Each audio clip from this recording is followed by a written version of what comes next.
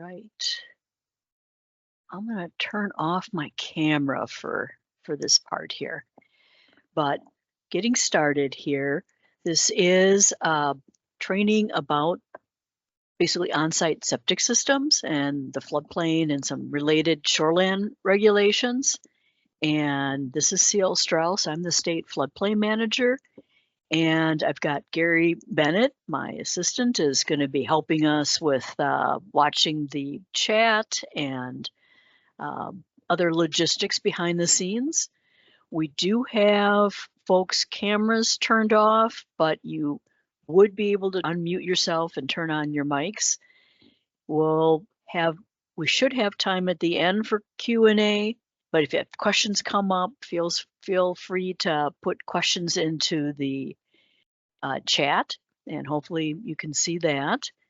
It's a smaller group, so we should be able to have people unmute themselves and ask questions as we go also.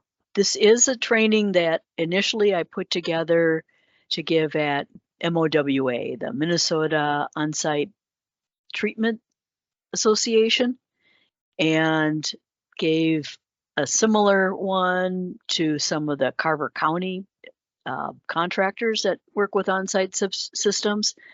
So I do have quite a bit of basics that many of you will already be familiar with that have been to our other trainings. In fact, Gary and I are just talking about whether we might want to revamp this and take out some of those basics that are repetitious for those of you who have been to our other trainings, but we'll see how it goes. We'll look at FEMA maps just quickly to get some of the terminology, talk about the regulations, get a little bit more into the FEMA mapping and key definitions for floodplain.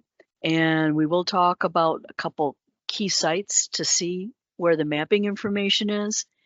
And one of the items that comes up in the regs is wording about if we have 10-year information available, that these things apply. So we'll spend a little bit of time talking about where do we have 10-year information and how do you get that. The FEMA maps, this is a typical map for an older map in a county that still has paper maps, which is still quite a few counties in the state, but fortunately more and more of you are getting digital flood insurance rate maps now. But on these old paper maps, the high risk area is the area that's regulated, and we break it into floodway when we have a more detailed study. The floodway is basically the area that needs to be kept open. No new buildings are allowed. It's deeper, faster water in general. And then the flood fringe is the other part of that high risk area, the 100-year floodplain, and where it's assumed that development will occur and filling can occur without doing any additional modeling. This is the newer DFIR maps, which do have the digital layers. You can lay them on your own better aerial photos, but on the FEMA site, this is what it would look like. And again, the floodway, the more restrictive area, is shown with the hatching, in this case, the red and blue hatching. The flood fringe, the other part of that 100-year floodplain, is in the light blue area. Again, that flood fringe is the area where the development can occur, where buildings can be, and they've already taken into account that filling's going to occur there. So then jumping into the regulations, I'll talk a little bit about the federal codes, but there's not much at the federal level. Most of the regulations I'm going to talk about are actually state higher standards. So in the federal language, the main part of the Code of Federal Regulations, or the CFR, for floodplain regulations is in 60.3. 60.3A is the part that applies in communities where they don't have any mapped floodplain, and any regulations that apply in Section A also apply to any other communities with other map types. Everything builds on each other. So everything in that subpart A applies in all communities. They do have language that says new and replacement sanitary sewage systems are to be designed to minimize or eliminate infiltration of floodwaters into the systems and discharges from the systems into floodwaters. So it's pretty broad, straightforward. And then that the on-site waste disposal systems are to be located to avoid impairment to the floodplains or to allow for contamination from the systems during flooding.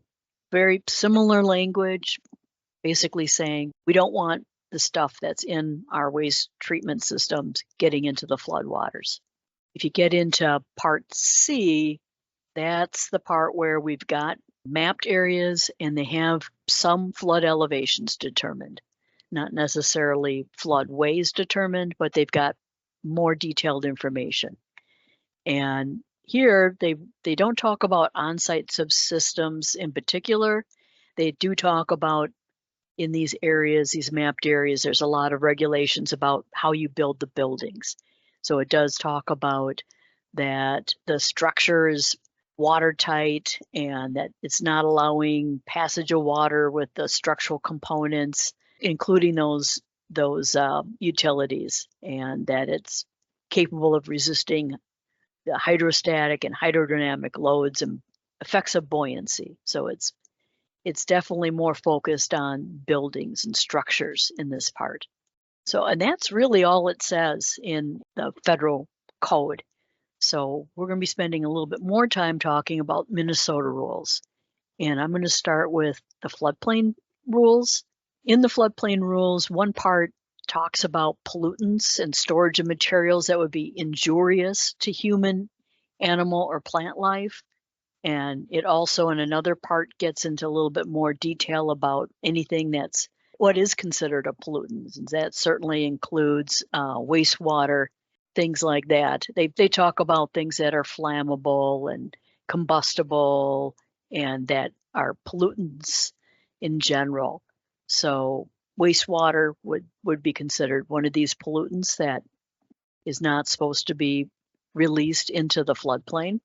But one of the things that it does specifically talk about here in 5900, this subpart here, that no new construction, addition, or modification to existing sewage, industrial waste, or other waste disposal systems shall be permitted within the floodplain unless emergency plans and procedures for action to be taken in the event of flooding are prepared, filed with, and approved by the State Water Pollution Control Agency. Now, we don't tend to see these things, and I think more of the details that are in Chapter 7080 are really addressing the intent of this language here, that there's more details on how things need to be constructed, where they can be, and that sort of stuff. So in the floodplain rules, it's more vague, and we really depend on the PCA's regulations that are in 7080, which I'll get to here. In the rules 6120, which is both floodplain and shoreland rules, there is some specific language in the shoreland rules. And as a reminder, the shoreland district is within 1,000 feet of lakes. It's within 300 feet of all the public waters, the water courses, and it extends to the edge of the floodplain if there's a mapped floodplain. Some of the shoreland regs do get into other things, lot sizes, vegetation management. You've got the setbacks for buildings.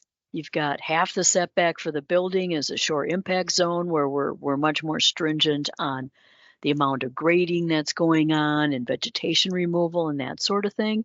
But one of the other setbacks that's in there is for the on-site septic systems. This is straight out of the rules here, the Minnesota rules, that the setback ranges on the lakes from 150 feet on natural environment lakes down to 50 feet on general development, and similar ranges on the water courses going from 150 to 75. This is something that those of you who are administering shoreland regulations should be pretty familiar with, is these setbacks. There's also limitations on putting these on steep slopes in our rules. There's some requirements, specific requirements for subdivisions and PUDs. and it talks about requiring permits and considering the on-site septic systems when you're looking at a variance in general, looking at conditional use permits, upgrades of nonconformities. So definitely tying in, do you have an up-to-date septic system or not when you're looking at many of the shoreland regs. Getting into, I'd say, the meat of the Minnesota regs for when it comes to on-site septic systems is in the 7080, the Pollution Control Agency's rules. I'd forgotten that we had some of these regulations. So when I was preparing this presentation originally, it was interesting to see some of the specific areas where the floodplain interaction with the septic system rules comes in here. And one of the sections on that preliminary evaluation, it specifically calls out you need to determine that ordinary high water level. And I'll have a slide or two about that a little later. And note where the floodplain is and the flood elevation. And then here in the evaluation requirements, it also requires that you look at that flood elevation and the floodplain location. In 7080-2150, it points out soil treatment and dispersal systems must not be in floodways, which is why I wanted to show the floodway up front here, because it does specifically prohibit the treatment systems, the on-site systems in floodways. And that if they're in flood fringe areas, they must meet the specific regulations that come later here. And again, the floodway is this crosshatched area where we're much more restrictive on what's allowed there from a regulatory standpoint. Physically, it's the area that's the deeper, faster parts of the floodplain during floods. In this section here, in 2270, it repeats that it must not be located in a floodway. And whenever possible, you want to avoid the floodplain altogether. But it does give an out. It says, if no alternative exists, you can put it within the flood fringe if you meet a bunch of other more specific standards. One of the specifics in here is that you're putting it on the highest feasible part of the lot, and that if you know the 10-year flood information, that the bottom of that distribution media must be at least as high as the elevation of the 10-year flood. And I'll talk more about resources for finding that 10-year flood. It's something that we've got a lot more places where we've got the 10-year available now than 5-10 years ago for sure. It used to be a small fraction of the floodplain in the rural areas where we have on-site systems where we had 10-year elevation data in the past. This is kind of a common sense thing, but it does specifically point out that if the flood level has gotten up there, the water level has risen above the top of the sewage tank, it's got some specifics about needing to clean that out and have that system ready after the flood and be able to use again. And there's some specific language, again, continuing in 7080 about holding tanks and sizing for holding tanks. This section here, 2290, directs you to 2270. And in there, it talks about the capacity that you need for that holding tank. It does have some language in here that the number of bedrooms times the number of days between the 10-year stage on the rising limb of the 100-year floodplain hydrograph and the 10-year stage on the falling limb of the hydrograph, or 1,000 gallons, whichever's greater. From a realistic standpoint, we get asked about this very rarely, and it's not very easy to figure out this rising, the 10-year stage on the rising limb of the 100-year hydrograph. It's something, in some cases, we can figure out, but in most cases, we're looking at the other option here, the 1,000 gallons per bedroom is, I believe, what you're using there. But sometimes people are looking for that information, and if we have it, we'll try and provide it. Again, back to the maps. We have the regulated level for most floodplain development is that 100-year or the 1% annual chance flood. But if we have detailed information, then they also have calculated the 10-year, the 50-year, and the 500-year. And I've already used a couple of these terms, but they're synonymous terms when it comes to the regulations. What's considered the floodplain for these regulations? The 1% annual chance flood is what we officially try to use because that's more accurate. The 100-year flood is what most people think of it as, but we try and stay away from 100-year flood because people think that means it only happens every 100 years and that if they've had a big flood, they're good for another 99 years, which is not the case. When you're looking at the federal regs, they talk about the base flood elevation. The Minnesota rules, you don't see some of these terms. You'll see the regional flood, which is basically the same thing. And when you're talking to insurance agents or lenders, they talk about the special flood hazard area. And that's what they'll refer to when we're looking at whether there's mandatory flood insurance or not. And in general, we'll call it the high flood risk area.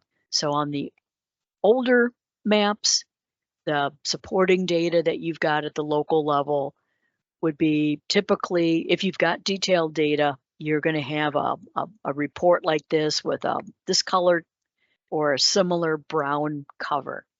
And you may have one flood insurance rate map with all the information combined in there, or those that were issued before 88 have two separate documents, the flood boundary and floodway map, where it shows where the floodway boundaries are and the cross sections associated with the study supporting that, and a separate firm that just shows the special flood hazard area, the part that more the insurance agents would use. They've been combined again since 88 onto the one map like what I showed. The more recent maps are digital, and the earlier of the digital maps, well, in fact, let me go back. You'll see here, this old graphic here with the folks in the old-fashioned outfits by the rescue boat. Those are on all the paper map flood insurance studies.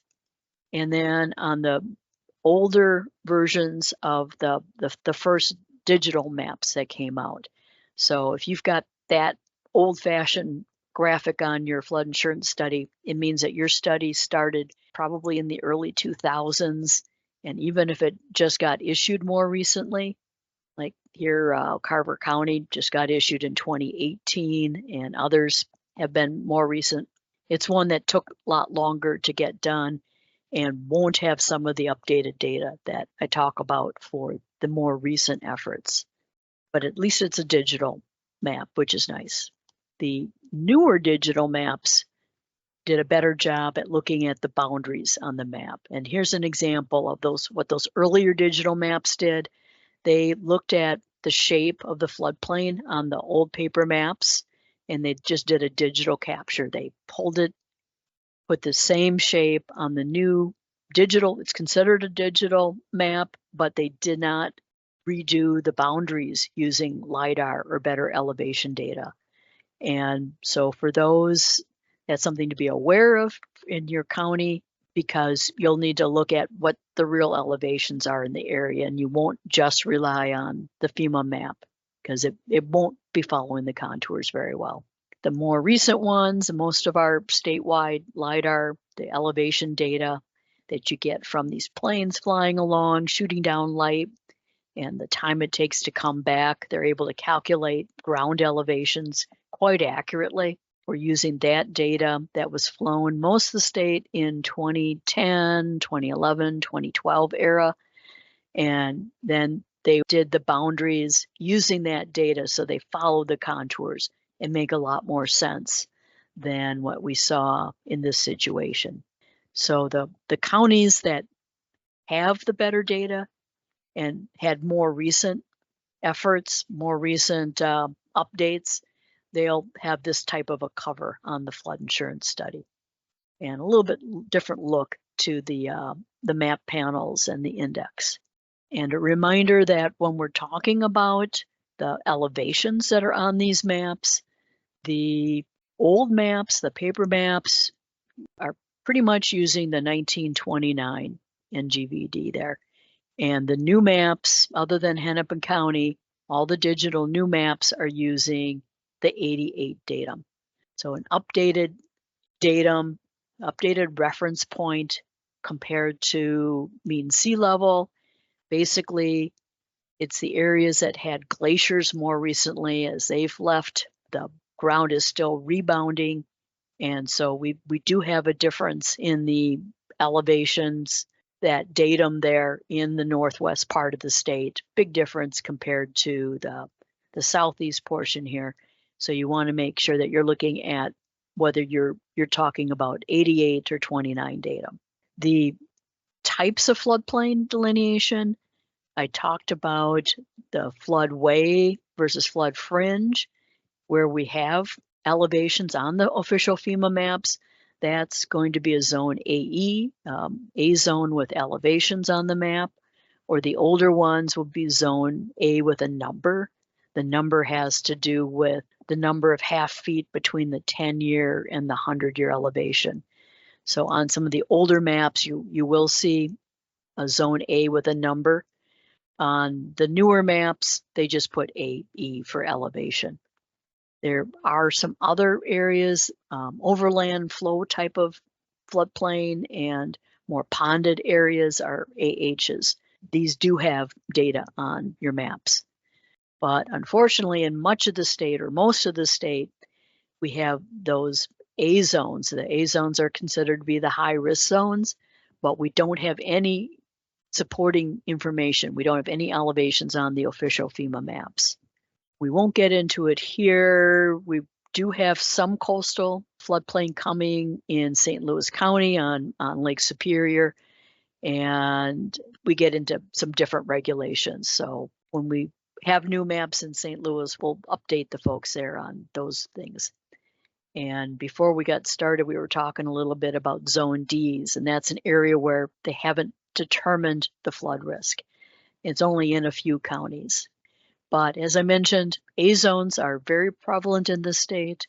Most of the areas where you're looking at on-site septic systems, the rural areas, tend to have these A zones. Our detailed studies are pretty much in the metro areas, so like in Rochester, the Twin Cities, and along the major rivers. So Mississippi, Red River, Minnesota, are major rivers, and then in a few places where there were cities that were more flood prone and they included more detail. So an A zone on the newer maps, it'll be this light blue color. Other newer areas, we also have some in one of our viewers that I'll show. We do have cross sections that are based on some supporting models. The models are good. We're within, inches or like half a foot anyway of the elevations that you would get with a more detailed study. And there's definitely better than not having any information. And because they're able to use those LIDAR, that ground elevation information, they're able to get the modeling done by just cutting cross sections in the LIDAR and using available data on culverts and bridges, and come up with some pretty good modeling that's very helpful then for the local officials, but it's not detailed enough that it's going to be on the FEMA official maps. In the more recent studies that have been done, certainly those that have started, I'd say in the last 5 to 8 years, they've added a couple of frequencies in addition to the 10, 50, 100, and 500 year that they were doing for the detailed studies in the past. They're starting to do the 25-year or the 4% annual chance, and something called the 100-year plus, because the 100-year is actually the median of a range of calculations. So giving a little bit idea of how big that range is. And they're including all these different frequencies in A zone modeling that's going on in more recent efforts. In the newer A zones, again, we do have these cross sections. Oh, okay, this is pointing out that In some of the newest A zones, they even have the 500 year or the 0.2% mapped. It's a little hard to see with the aerial photo on, so turn to street view to see if that 500 year a little bit better. So in a few of your counties that have got more recent maps, you've got that additional level of data that's available even for A zones. And as I mentioned, these cross sections are based on the supporting models that we have in these A zones. So I've been talking about floodway versus flood fringe. I did want to jump into how that's calculated quickly. We do designate it for sure the stream and the areas that have the fastest flows and the deeper flows. That's determined on a case-by-case basis. They'll look at existing boundaries that are physical, like a road here that you're not likely to have much flow going over that road, maybe just some connections with some culverts, or looking at where future development's going to be. The community can help designate what's going to be considered the floodway. And then, well, they first look at modeling without anything filled in. That's your base flood elevation. Then they simulate that everything's filled in the flood fringe. And as you fill in part of that floodplain, that does make the remaining part higher. The federal law allows for it to cause up to a foot increase. And in Minnesota, right from the beginning, we have said it can go up to half a foot increase as long as there's no increase in flood damage potential. It's the wording in the rules. And we interpret that as there's no existing buildings that are impacted. So the intent of that was when they were looking at this in the 70s and writing those rules, they recognized in many of the built up areas that they already had buildings at risk on the very edge or in the floodplain. So they didn't want to increase it at all, but wanted to recognize, hey, in our rural areas that we don't have buildings that close, we want a little more flexibility to allow an increase in the flood elevations if it doesn't hurt any existing buildings. So we've got up to that half a foot of increase. Another key term that we use here is the regulatory flood protection elevation. That is the minimum elevation for the lowest floors of any structures that are built in that flood fringe.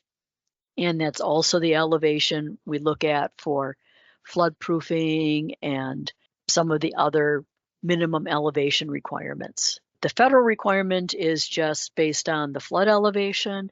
As I just mentioned, when you fill in part of that floodplain to allow for that flood fringe, it does create up to half a foot stage increase. So we add that in because that's the real floodplain since it's legal to do that filling. We've got the foot of freeboard, and that freeboard allows for a safety factor because the modeling, they're not taking into account ice jams or debris jams, and there's just other uncertainty there. And here's the picture we like to use for showing the ice jams. This is taken in Benson, and they've got this major road, and just downstream we've got the railroad crossing with all kinds of barriers, and they tend to get big chunks of ice coming through. In some places in the state, they even went with higher freeboard because they knew that ice jams and ice in general creates bigger problems. And a reminder of the ordinary high water level, that is the official boundary on public waters, the edges of public water basins, and it's defined as where water's been for sufficient period of time to leave evidence on the landscape. Most commonly, that transition between predominantly aquatic and predominantly a terrestrial vegetation. And it's something you can physically see when you're out on a site. Often our area hydrologists are out there helping you stake where the ordinary high would be on a basin because you're using that ordinary high for setbacks and for knowing where the jurisdiction is, because DNR has jurisdiction on permitting and rules below the ordinary high. Local government has that jurisdiction above the ordinary high. sometimes the local government also has overlapping authority below. Also, just a reminder that the 100-year floodplain is typically in the range of a couple of feet above the ordinary high and is a different elevation. A lot of people get them confused because ordinary high, boy, that sounds high water. High water's the flood, but they are very different legal terms. And there's the official terminology. On water courses, the ordinary high is defined as the top of the bank of the channel. And that's something that you have to determine site by site because, of course, streams, water courses, they change elevations as they go upstream and downstream. So whereas on a basin, when DNR determines an ordinary high, it's good for that whole basin unless it's a flowing system of some kind. But for your typical wetlands, typical lakes, you've got one elevation. On the stream, it's very case by case. And I'll just mention that sometimes when it's a disturbed area or you have detailed information here, we'll often use the 10-year flood elevation as a proxy for the ordinary high. Should be on the conservative side in most cases, but in some cases you're looking at a setback, then getting a more exact determination may not benefit that much. So people are okay with that conservative side estimate using the 10-year flood elevation. On reservoirs and flowages, we've got the summer operating pool. So if you're in a place where you've got reservoirs, you probably are familiar with that difference. Just a reminder summary of how these different terms are used. The ordinary high is that longer term evidence. It's used for the official boundaries of public waters and for shoreland setbacks. And whereas the 1%, you can't just go out and look and see where it is. It is based on engineering, looking at how big's that drainage area, what kind of slopes, what kind of soils, what is there in terms of storage in there? Is it getting caught up in wetlands and lakes before it gets to the river? Those kinds of things all come into account. And so we definitely need the engineering and analysis to come up with the 1% flood. Whereas the ordinary high, usually, again, that your area hydro might come out and help with just staking, hey, this is about where the ordinary high is. If we want something more official for a basin, we get the official crew out there looking at lots of different kinds of evidence. And a reminder that the floodplain regulations and what we consider to be the floodplain in Minnesota, it is whatever's in the FEMA mapped areas. Your ordinance will say, hey, you've got this FEMA map we're referencing. Anything in that mapped area on the map is regulated by your ordinance. So that would include buildings that are high, but in this case where they're really of like 20 feet above the base flood elevation and with better mapping, they wouldn't be shown in the floodplain, but you're still looking at that and usually you're able to say just based on the LiDAR, okay, I know they can put in a basement and they'll still be plenty high and meeting our floodplain minimums. But your regulations and state law say that if that adjoining area is below the base flood elevation, that's regulated by your ordinance. In the early years, over 50 years ago when that language was first put in our rules, it was hard for local officials to even know about these situations. But now, since we've had LiDAR for over a decade, it's very apparent in places like this. And eventually, and people will be mad that they're getting regulated, but that's what your ordinance says based on state law. And the reality is they're at risk. That really is part of the floodplain, both for development, for buildings, and for our on-site septic systems. So when you're looking at the on-site septic regulations and what's considered the floodplain, it does include these areas. And in the future, when we get updated mapping and they do adjust those boundaries to more accurately reflect the elevation of the floodplain, those will be in the floodplain in the future. We don't want a bunch of nonconformities, and we don't want people at risk or your septic systems at risk. We talked about floodway versus flood fringe in the older maps and the newer maps, but what about in these A zones? We don't have them mapped. In a few specific situations, communities have gotten some areas mapped, and it's just not updated on the FEMA maps. And if communities have done updated mapping, they can use that as the best available data. I know there were several small cities in a couple counties where we worked with communities and did some determinations of floodways so that those cities could better regulate the areas. And a few communities have had consultants or their own staff do some mapping. And that's great. If you've got that in those A zones, you can go ahead and use that. But in general, you don't have floodways determined. So we just say you treat it all as floodway until it's proven otherwise. Just keeping the septic systems and buildings outside of the map floodplain unless you go through some extra steps to show it's flood fringe. The other situation we have where we don't have a floodway is sometimes we'll have a detailed study, and for whatever reason, they did not determine the floodway. They didn't do a floodway run. And I don't have a good explanation why they didn't in most of these cases, but in those cases also, you would keep any on-site septic systems out of that area unless you do some extra analysis to determine it'd be considered flood fringe. Switching to talking about some of the development requirements and FEMA requirements, FEMA does require permits of some kind for all development in the floodplain, and that it's very broad what they consider to be development, but that would certainly include on-site septic systems, and that's something that your communities all require permits anyway of some kind. So this is not a drastic thing when it comes to the on-site septic system world. But let's transition to talking about where to find the information. If you have a detailed study area, that's what you're using. And if you're not familiar with how to interpret that, that's something your area hydrologist or those of us in the floodplain program in the central office can help you learn to interpret that. If you currently have the A zone, that approximate zone, but you've got you're going through a map update process and you're getting new map information and it's going to be detailed study, you can use that detailed study in the preliminary maps as your best available data.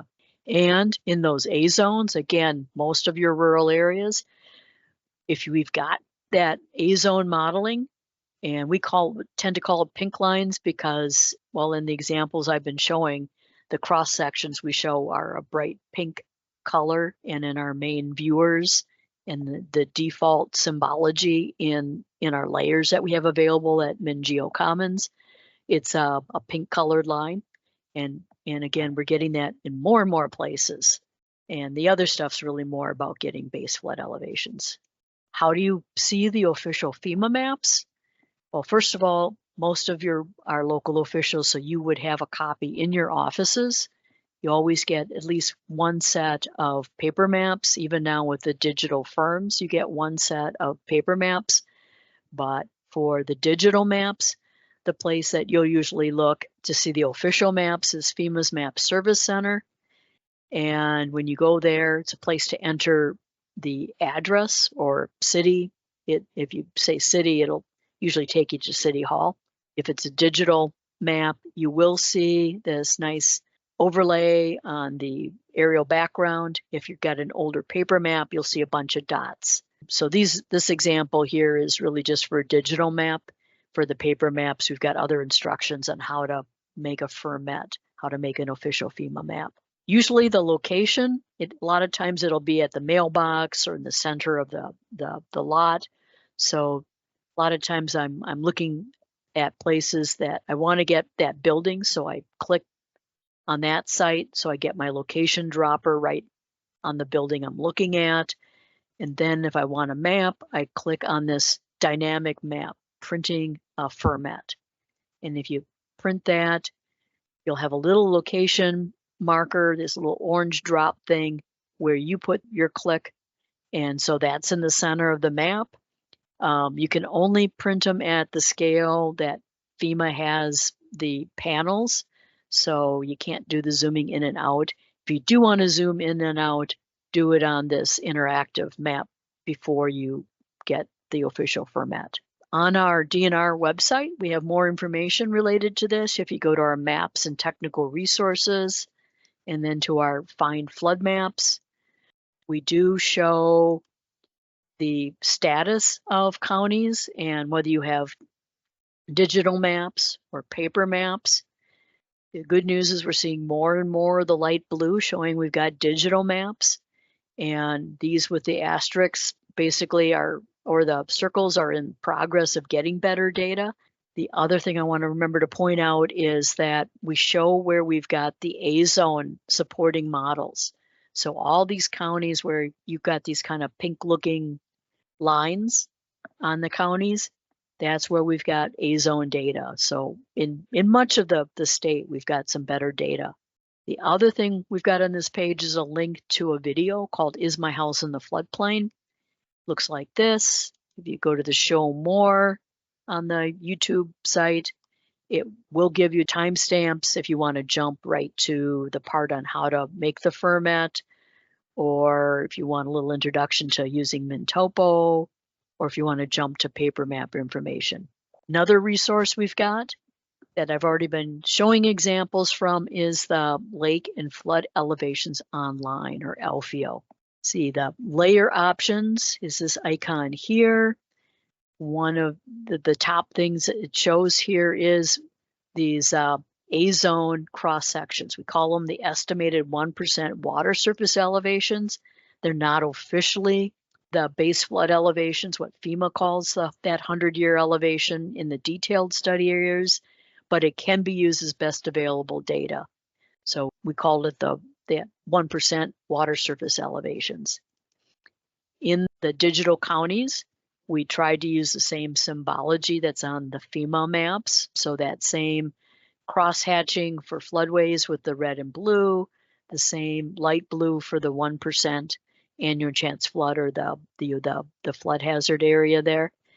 And if you have the 0.2%, that 500-year or medium risk area, it's also that same color. We do, in many of our paper map counties, have unmodernized floodplain, so we have that layer in this viewer, but we don't have that in all of our paper map counties. They basically did quick and dirty digitization of the floodplain in counties that had a federal declaration for flooding in 1993, which was most of the state, but not all counties. Some other things that we have in this that are not on in the default would be the parcels. And in order to have that come on, there's this little eyeball. If there's a line through the eyeball, the layer's turned off. If you click on it and make the line go away, you can see in this example the parcel data. Another one that's off in the default is the public water basins and the public water courses. So you can see that all in the same viewer. So I'm going to end up talking about a little bit about where we can find the 10-year elevations, because again, the 7080 says where the 10 years available, you need to stay above that. And if we've got detailed studies, we're going to have the 10-year. And then in the counties that started the update, okay, yeah, I guess it's closer to 2010. So over, heck, we're 13, 14 years of counties that if they've started more recently with the map update process, they should have the A-zone models with the 10-year flood elevations. Those in the last 5 or so years will have those extra frequencies. And then also many of your counties, well, probably more city level, especially cities and some of the watersheds will have more data and are more likely to have some 10-year data. But here's an example. If you've got a detailed study, say we want to know for this site here, and the one cross section is this cross section AU, and we have the elevation for the 100-year here. and then the cross-section at cross-section AV, and we also have the 100-year there. And if you were just looking for the 100-year, you'd be, heck, they're only a tenth of a foot apart. You're going to take the upstream one and call that your 100-year and look at your stage increase and your freeboard. Oh, and just a reminder that the way the numbering goes is the lower in the alphabet, that's going to be more downstream. So at the most downstream part of that water course, it's going to be the letter cross-section A. And as you go up, it goes up in the alphabet. So again, the map shows the 1% or the 100-year, but it won't show the 10-year, but we can see it in the flood insurance study.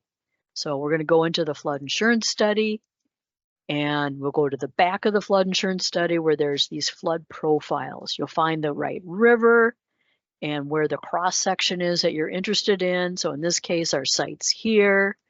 We're interested in between this cross section and that cross section. This tells you the datum it's in. Again, that can make a big difference, especially where you are in the state. So this is a newer DFIRM. It is the 88 datum, the NAVD.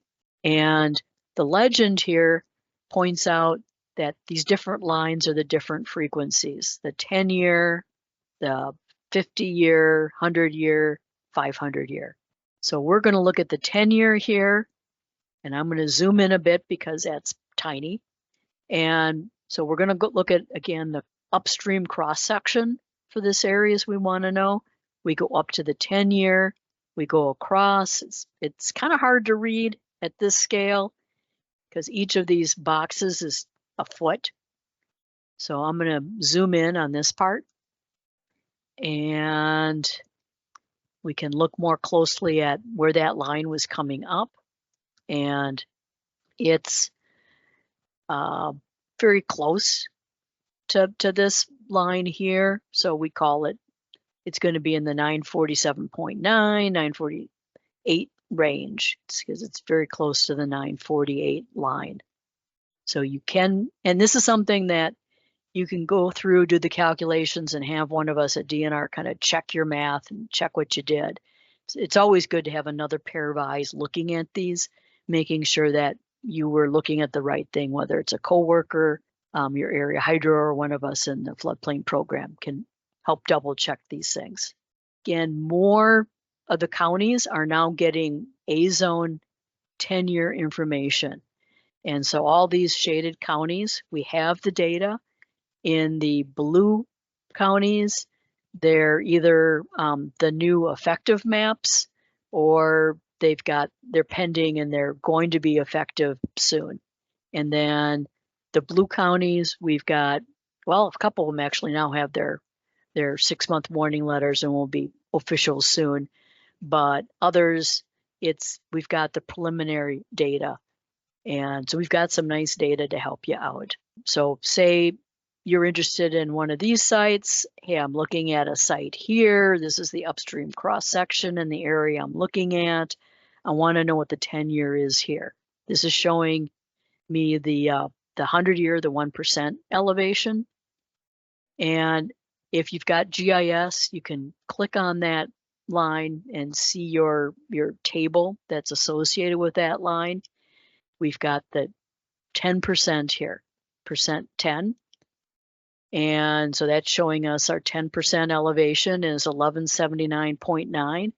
And these models are always going to be an 88 datum because they're based on the LiDAR as is what they're using to make the models. So that's something that we've got this layer as a separate kind of combined layer that we could email to you if you don't have it. We're working on getting it packaged and available possibly on Alfeo and making it available through the Mingeo Commons. But right now we don't have it available that way, but we have the data. We can send it to you usually via email. So ending with a reminder of some of the resources, the FEMA Map Service Center where you go to get the official maps, our FEMA Flood Map Changes Viewer. I didn't demo that, but that's a good place to see preliminary and pending new maps. So you've got updated boundaries and data there. Our MinTopo site, if you're not familiar with it, that's a really useful site. And one of our Water Talk articles gave some hints for that. I showed quickly the Alfeo site. We do have a Water Talk newsletter article with some hints on using the Alfeo site. We do have a recording done a couple years ago now on our training site that shows a few of these sites, stepping through using them in a little bit more detail. And that is what I had in my presentation. So thanks everyone for attending. Thanks, everybody.